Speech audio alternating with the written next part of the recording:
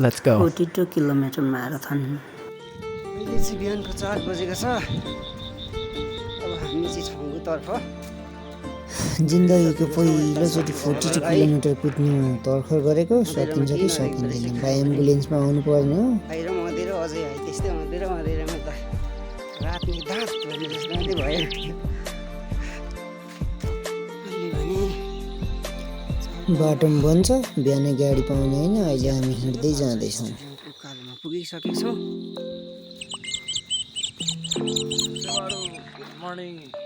ताजै भाइ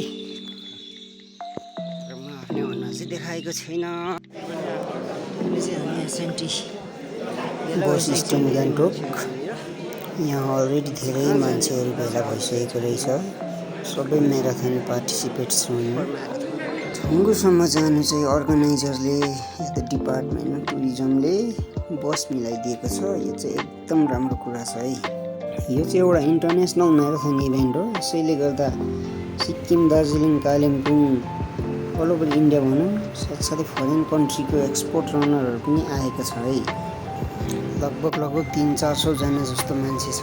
हामीसँग झन्डै 12-15वटा बस होला पुरापुरी। हामी गएको बसभरि पनि मान्छे पुरा छ। हामी अब डाँडाकाँडाहरू हेर्दै उकालो जाँदैछौँ बिहानको चिसोमा।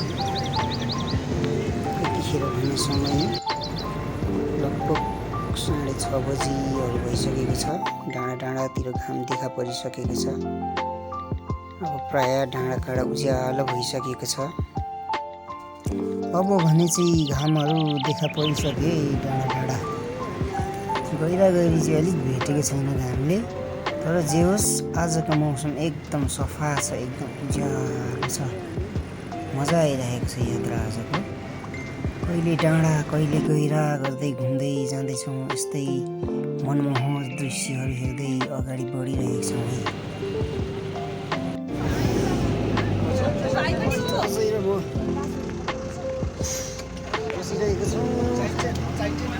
यो केटा र म चाहिँ छङ्गु फर्स्ट टाइम आएको कि फेरि आज यहाँदेखि कुदेर चाहिँ एकैचोटि गान्तोक पुग्नु पर्ने। बाबु अब भने हामी चाहिँ लगभग छङ्गु आइपुगिसकेको छौँ है। सो कता छङ्गु लेकहरू देखिँदैछ। छङ्गु आइपुगिसक्यौँ। यति रमाइलो छङ्गु लेक हेर्नुहोस्, क्या मजाको देखिरहेको छ।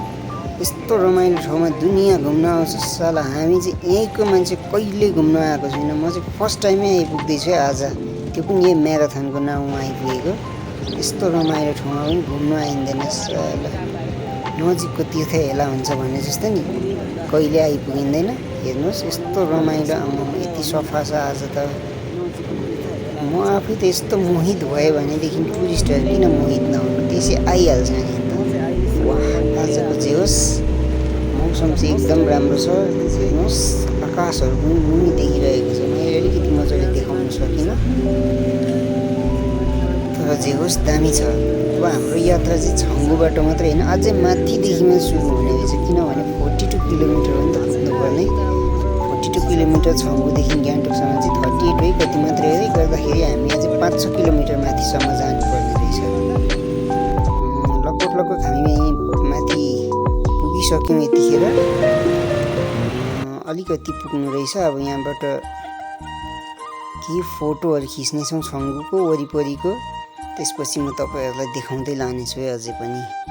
यस्तै रमाइलो छ है। र यहाँ हुनुहुन्छ हाम्रो वीरेनज्यू। हाम्रो भेटघाट चाहिँ प्राय म्याराथनको सिलसिलामै हुने गर्छ कहिलेकाहीँ। यस्तै छ, डाँडाकाँडाहरू रमाइलो देखिँदैछ। यताउता दृश्य एकदम राम्रो छ। अब हाम्रो केही क्षण बादमा म्याराथन स्टार्ट हुन्छ। एसेम्बल भइसकेको छौँ हामी सबैजना। Okay, good morning to everyone present here. It is an immense honor and privilege to welcome you all to the remarkable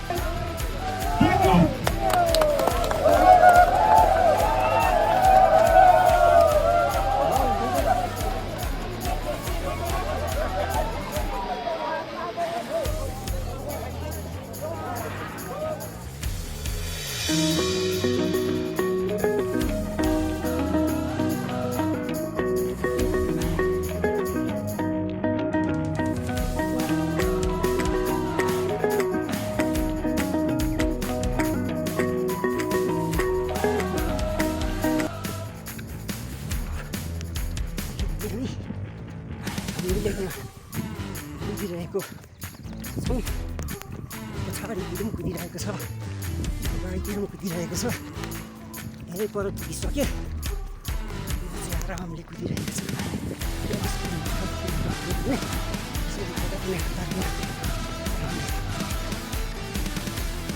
टुरिस्टलाई बोक्ने यापहरू रहेछ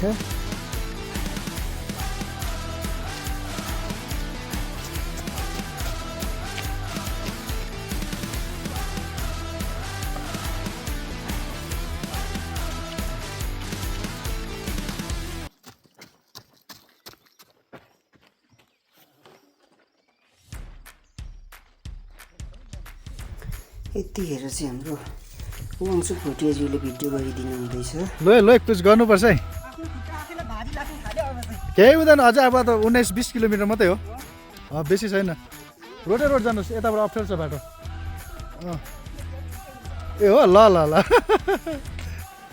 हाम्रो रिच पार्कमा आइपुग्दा फिनिसिङ पोइन्ट चाहिँ यस्तो थियो अब आफूले फिनिसिङ गरेको त खिचिदिने थिएन अरू कुद्दै गरेको पनि फिनिसिङ गरेको चाहिँ देखाइदिएको नि यस्तो थियो रातो कार्पेट ओछ्याइदिएको थियो त्यहाँमाथि फटफट फटफट फटफट कुद्दै स्याउँदै गएर टक्कै मेडल थाप्नु पर्ने हो क्या त्यसरी जे होस् मेडल चाहिँ दामी रहेछ हेर्नुहोस् है सिक्किम गभर्मेन्टको लोगो रहेछ अर्कोपट्टि 58 स्टेटहुड डे सेलिब्रेसनको लोगो रहेछ बल्ल मेडल पाएर थापेको म सुक्कै मुस्कानसहित अझै भाइ र म हाँस्यौँ थाकेर हत्तु भएर भए पनि फोटो चाहिँ खिच्यौँ है झ्याप्पै अब यही मेडल हेर्दै खुसी भएर बस्यो जित्नु त सकिँदैन first prize second prize first prize एउटा किन्ने नेग्रोले 2 घन्टा 18 मिनटमै कभर गरेर लगिहालेछ आफ्नो त छैन हामी हेरेकै आफ्नो त 4 घन्टा 46 मिनटमा मात्रै कभर अप भयो जे होस् विदिन टाइममा हामीले डिस्टेन्स कभर गऱ्यौँ